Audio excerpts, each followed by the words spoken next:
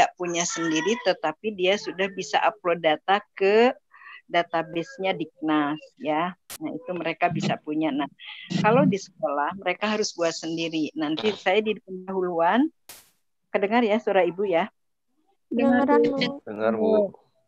Nah, ini saya mulai dari sistem pendidikan nasional. Artinya tetap muaranya kepada Undang-Undang Nomor 20 Tahun 2003 tentang Sisdiknas. Nah, dari sistem pendidikan nasional tadi memang sangat kompleks karena semua aturan baik untuk Kemenag, persekolahan di bawah Kemenag ataupun di bawah Departemen Pendidikan Nasional itu undang-undangnya sama. Dari sistem informasi yang ada di pendidikan nasional itu turun ke informasi harus atau SIM di Diknas harus menghasilkan informasi yang bermutu, memadai, komprehensif atau menyeluruh dan akurat, artinya tepat. Nah, kalau itu sudah ada, data-data yang ada di dalam sistem informasi manajemen, misalnya masing-masing lembaga sudah punya, itu bisa dijadikan sebagai bahan untuk pengambilan keputusan dan pertimbangan yang efektif. Kenapa? Karena semua data dari persekolahan sebetulnya sudah terhimpun di sistem informasi manajemennya punya Diknas. Oke. Kemudian, nah, kalau sudah ada itu, kemudian data kependidikan yang objektif, artinya sudah tadi dimiliki, data kependidikan yang objektivitasnya bagus, tidak semu, itu memerlukan pemrosesan data yang memang di kita masih konvensional atau menggunakan sistem yang tidak memadai sesuai kondisi dan kemampuan software daripada sekolah atau hardware-nya dari sekolah. Kan selama ini ada yang sudah punya komputer, ada yang belum, sehingga mereka ikut dirental. Nah, ini kan belum memadai. Nah, kalau itu sudah tercover, semua data ada, disebut database. Nah, keputusan yang diambil diupayakan atau akan menghasilkan keputusan yang tidak bagus jika kondisi data tidak memadai, mau softwarenya, mau hardwarenya, mau SDM-nya. Nah, sehingga perlu adanya pengembangan, pembenahan, keseluruhan penyelenggaraan pendidikan yang bersangkutan dengan SIM.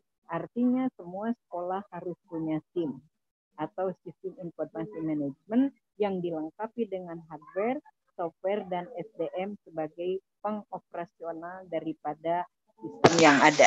Oke, lanjut.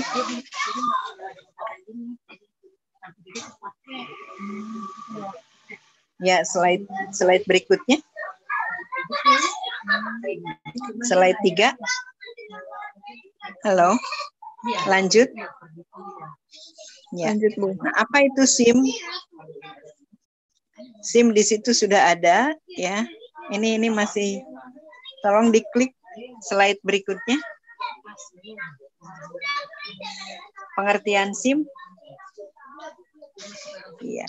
Sistem informasi manajemen terdiri dari kata sistem informasi dan manajemen.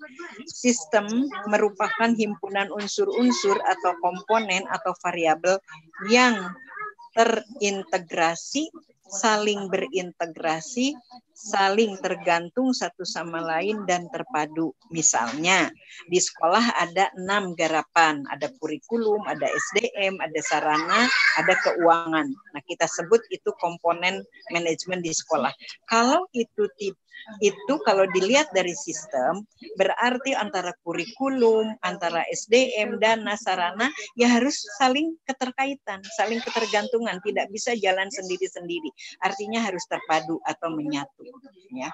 Nah, di sini ada informasi data terpilih yang telah diproses dalam suatu sistem sehingga bermakna dan bermanfaat dan akan digunakan untuk membuat keputusan. Artinya, kalau database sudah terhimpun dengan baik, informasinya sudah diolah dengan baik, itu akan bisa menjadikan bahan dalam pengambilan sebuah keputusan. Ya. Nah, Manajemen ini jelas menata atau suatu proses yang terdiri atas perencanaan, kan sudah pernah ya, mengorganisasikan, menggerakkan, pengawasan yang dilakukan untuk menentukan dan mencapai tujuan-tujuan tertentu dengan menggunakan sumber daya manusia dan sumber daya lainnya. Artinya ketika kita mengoperasionalkan sistem yang dimiliki sekolah, itu pasti ada software dan hardware-nya, sarananya, ada SDM-nya. Ya, jadi ada non SDM, ada juga yang SDM. Oke. Lanjut dulu, nanti gampang dilanjut lagi pertanyaan. Oke. Ya. Nah, di sini sudah dirangkum oleh saya, sistem informasi manajemen adalah suatu sistem yang menyediakan pada pengelola organisasi maupun informasi yang berkaitan dengan pelaksanaan tugas-tugas organisasi. Adalah sebagai sistem manusia atau mesin yang terpadu untuk menyajikan informasi yang mendukung sebagai fungsi operasi, manajemen, dan pengambilan keputusan dalam sebuah organisasi.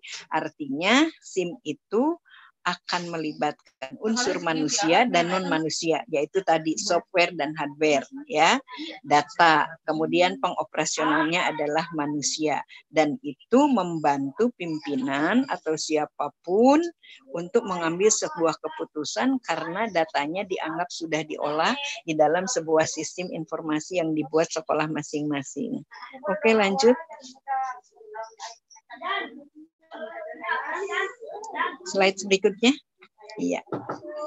Mangga, sistem informasi manajemen adalah perpaduan, saya perjelas lagi, antara sumber daya manusia dan aplikasi teknologi informasi dalam memilih, menyimpan, mengolah, dan mengambil kembali data untuk mendukung proses pengambilan keputusan dalam bidang pendidikan. Oke.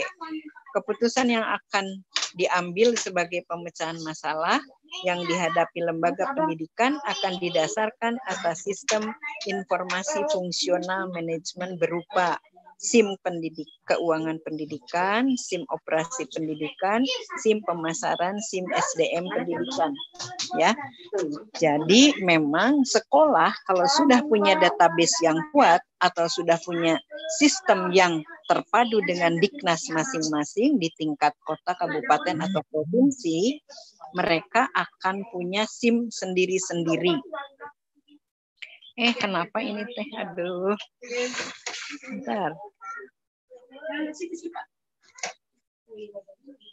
Apa-apa, Bu? Iya. Oke, ya. Jadi masing-masing punya sistem, ya. Oke, lanjut.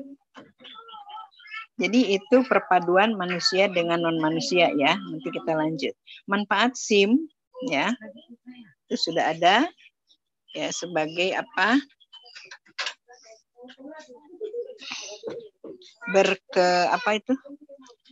Berkontribusi dalam pemecahan masalah dengan dua cara yang mendasar, yaitu memberikan sumber informasi organisasi secara luas, kemudian mengidentifikasikan dan pemecahan masalah. SIM juga berperan dalam pengambilan keputusan, ya. Jadi SIM memang membantu pimpinan dalam pengambilan sebuah keputusan. Oke, lanjut. Ya. Prinsipnya saya kira itu sudah cukup jelas, ya. Tidak harus saya uraikan lagi. Oke. Tinggal baca aja, ya, nanti mending diskusi. Kemudian lanjut. Masih ada? Proses pengembangan sistem informasi ini ada terus. Langkah-langkahnya ini sudah ada, ya. Tinggal ini aja proses pengembangan sistem, langkah-langkahnya sudah ada tuh. Ada studi visibilitas dan seterusnya. Kemudian ya, masih terus lanjut aja, dibaca aja masing-masing. Oke. Ya. Nah, kesimpulannya sudah ada. Sistem informasi manajemen adalah sebagai suatu sistem manusia, mesin dan mesin yang terpadu untuk menyajikan informasi yang mendukung fungsi operasi manajemen dan pengambilan keputusan dalam sebuah organisasi. Manfaat SIM sudah ada dalam dunia pendidikan adalah berkontribusi dalam pemecahan masalah dan berperan dalam pengambilan keputusan. Oke. Artinya ketika data sudah di-input, ya, di-entry ke dalam sistem yang sudah ada dalam hardware-nya sebuah laptop atau komputer, dianggap itu kalau di sekolah jumlah siswa, data guru, data siswa, kurikulumnya, sarana dan seterusnya itu diolah dengan sistem dan atau cara tertentu oleh masing-masing pengolah di tingkat bawah, ya. Kemudian dijadikan sebuah bahan informasi, ya. Kemudian perkembangan sistem informasi di sini sudah ada, ya, yaitu secara nasional itu sudah ada sangat dituntut pengetahuan atau kemelekan para manajer atau sumber personal yang mengolah itu, ya, dalam rangka nanti merupakan satu lingkaran yang memang terhadap data dasar atau yang berkaitan dengan data dasar dalam pengelolaan pendidikan yang didokumentasikan. Oke, masih ada, Mega? Sudah, saya kira. Oke. Sekarang mah tinggal ini tanya jawab yuk. Ada yang mau nanya?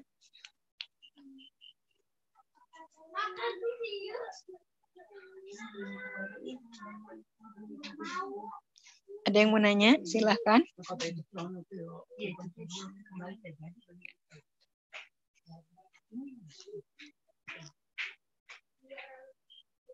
Siapa yang mau komen?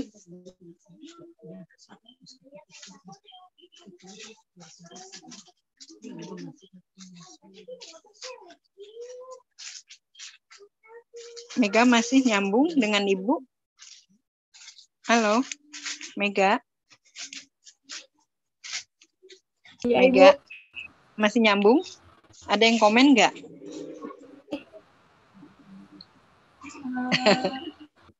Ada yang komen nggak? Atau kalau ini ditutup, WA juga saya terima deh bertanyanya. Ini jadi masih terdengar ya suara Ibu ya? Masih, Bu. Masih, Bu. Iya. Jadi kalau saya contohkan begini, sekolah misalnya sekolah dasar. Dia kan masuk tuh ke sistem yang dibuat oleh Diknas. Itu pasti dari tingkat provinsi, dari pusat ke provinsi, ke kota atau kabupaten, terus disalurkan ke sekolah-sekolah. Dibuatlah sebuah sistem database. Data yang masuk ke dalam database itu pasti siswa, keadaan siswa, ya, guru, sarana, kurikulum, kemudian hal-hal yang berkaitan dengan penyelenggaraan pengelolaan itu pasti masuk. Nah, contoh di dalam peserta ujian. Peserta ujian masing-masing sekolah itu kan dikumpulkan tuh di Diknas Kota Bogor misalnya, Kota Bogor. Semua data sekolah SD yang mau UAS itu pasti masuk. Dengan deadline biasanya antara 1 minggu, 2 minggu tuh harus masuk sekolah. Kalau sudah masuk dari semua SD yang ada di Kota Bogor, peserta UAS, halo, itu akan dihimpun di Diknas oleh bidang pendidikan dasar yang ditugaskan menginput data peserta UAS atau UN. Ya, UN udah nggak ada kan, peserta UAS.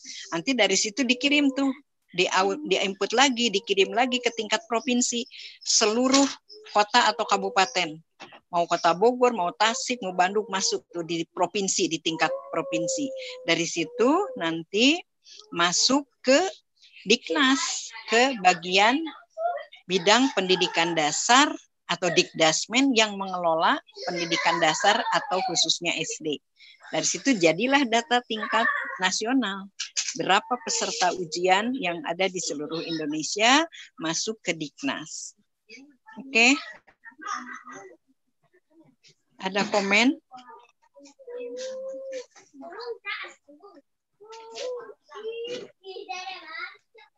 Ada komen, Mega?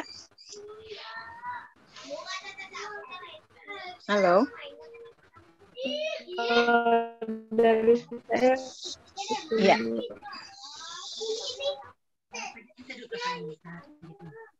Apa? Apa komennya? kalau cukup jelas, Bu. Mm-mm. Yuk, mau lanjut?